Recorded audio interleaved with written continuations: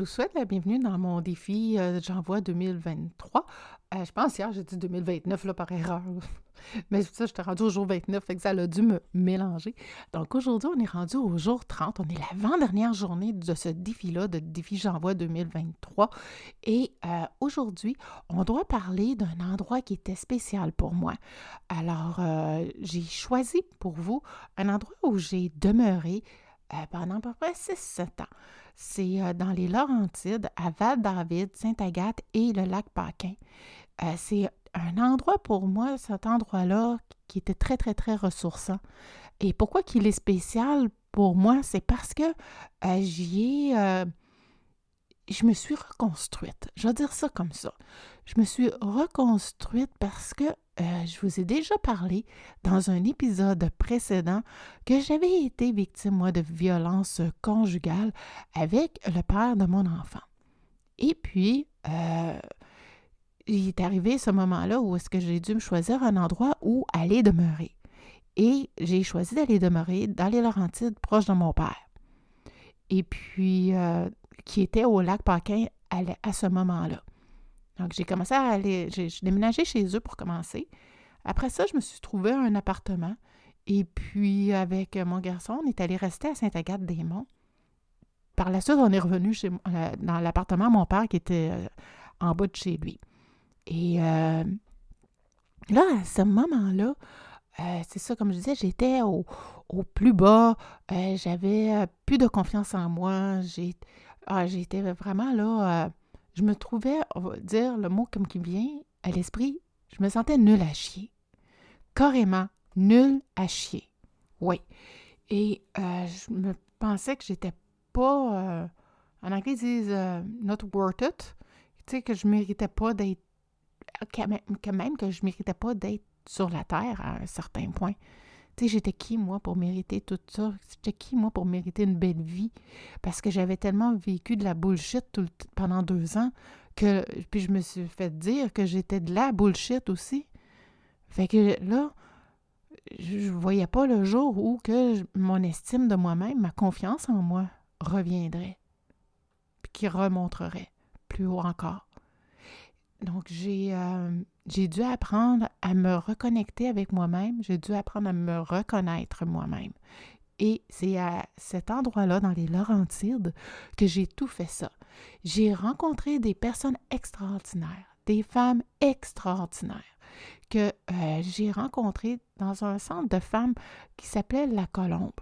Cet endroit-là, c'était un endroit où est-ce qu'on se rencontrait à tous les mardis, entre autres, pour on avait un café rencontre en après-midi et le midi, à l'heure du dîner, on avait une soupe.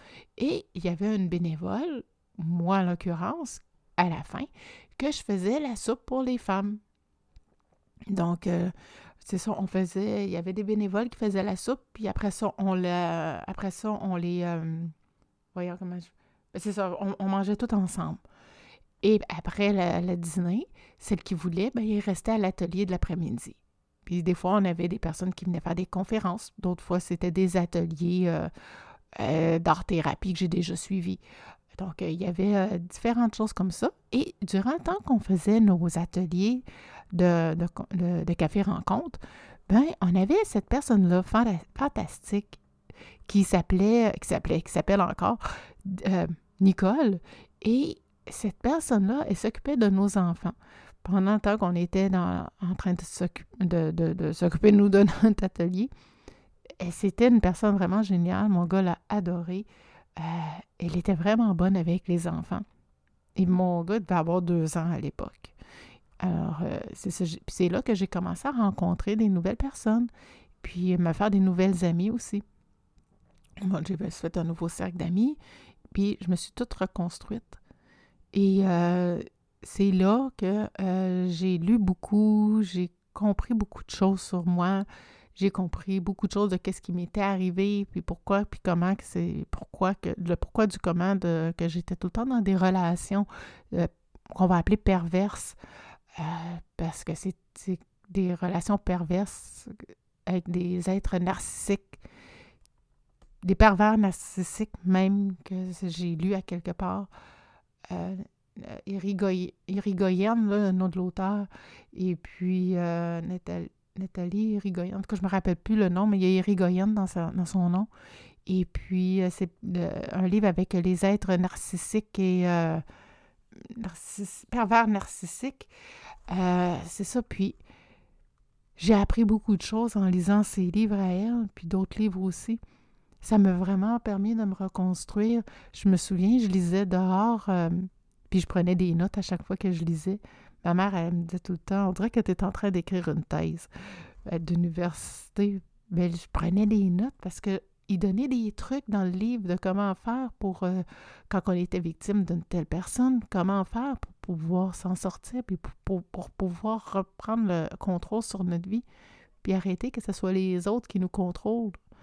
Mais fait que j'ai commencé ce cheminement-là là-bas, puis honnêtement, ça a été vraiment une belle place pour commencer ça.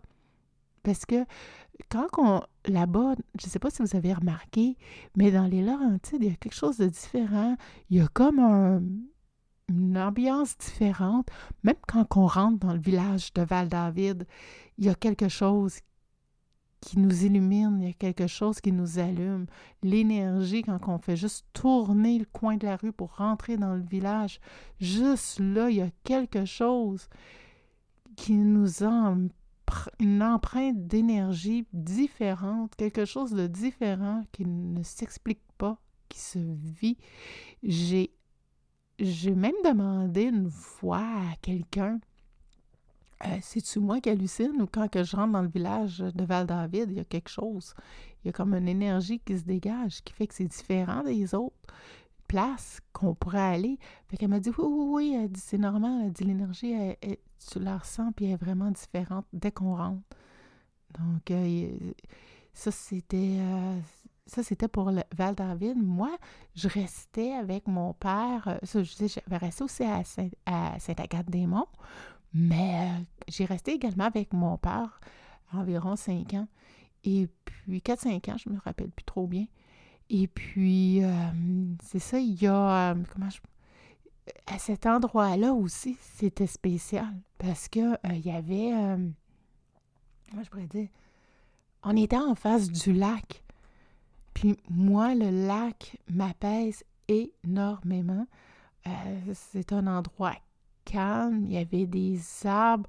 Il y avait des fois des petits animaux sauvages qui venaient se promener. Je pense que c'était un chevreuil, des fois, qui venait se promener sur notre terrain ou faisait juste traverser la rue quand ça y tentait. C'était un endroit magique. C'était un endroit tellement spécial que c'est ça, quand je suis retournée l'été passé pour aller manger au restaurant avec mon nouveau copain à l'époque, quand je suis ressortie, quand on est parti, on est allé manger, mais quand on est allé manger à Saint-Sauveur, puis quand on est revenu sur la route du retour, je me suis mis à pleurer. J'ai été remplie de nostalgie, puis il m'a comme pris une ennuyade de mon père. C'était vraiment bizarre. C'était tellement que, tu sais, c'est venu me chercher en dedans. L'énergie que l'endroit dégageait est venu me chercher en dedans. Puis il a dit, ben c'est trop dur pour toi, on ne reviendra pas. Je dis, non, il faut que je combatte ça. Moi, là, je veux revenir, c'est trop beau. Moi, là, les Laurentides, il faut que je revienne. Mais c'était la première fois que je retournais. Depuis que mon père n'était pas là, ça faisait vraiment bizarre. Parce que moi, depuis que j'ai 20 ans, quand que je vais dans le Nord, c'est pour voir mon père. Mon père, il est resté dans le Nord pendant plusieurs années, là, proche de 20-25 ans, qui était là-bas. Puis, le fait d'y aller, que là, il n'est plus là, oh my God, ça fait bizarre. Parce qu'il y a comme je vous dis, il y a une énergie dans cet endroit-là qui est vraiment spéciale, qu'on ne retrouve pas ailleurs. On va dire ça comme ça. Et puis, ça, c'est pour ça que pour moi, c'est un endroit spécial. Fait que c'est ça que j'avais le goût de vous partager aujourd'hui dans le défi J'envoie 2023, le 30 janvier. Demain, le 31 janvier, c'est le dernier jour. Puis le dernier jour, on doit parler de notre meilleur épisode de podcast qu'on a fait durant tout le défi. Je n'en ai un. Je vais vous parler de mon épisode de podcast dont je suis le plus fière. Dans le fond, il a été repartagé là, dans un groupe là, pour venir en soutien avec d'autres personnes. J'en dis pas plus, mais je vous en parle. Mais c'est ça. Si vous les aviez tout écouté, mes épisodes, peut-être que vous vous doutez, c'est duquel que je parle. Et dans le fond, nous, on se reparle demain. Je vous souhaite de passer une très belle fin de journée et on se dit à la prochaine pour un prochain épisode de mon défi. J'envoie le dernier jour, demain, le 31. Bye bye!